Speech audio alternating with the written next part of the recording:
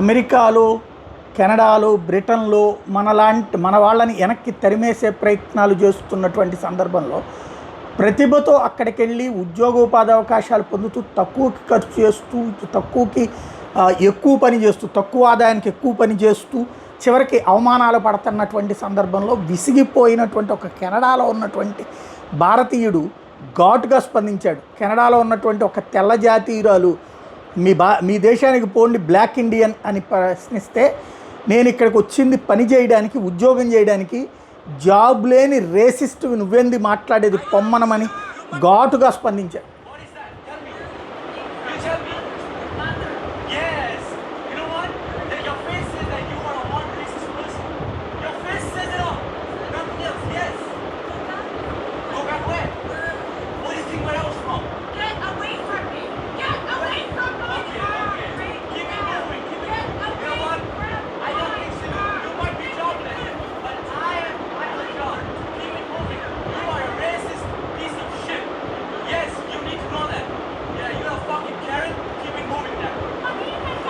నీలాంటి రేసిస్టులతో ఏంటి పొమ్మనమని నిలదీసినటువంటి పరిస్థితి.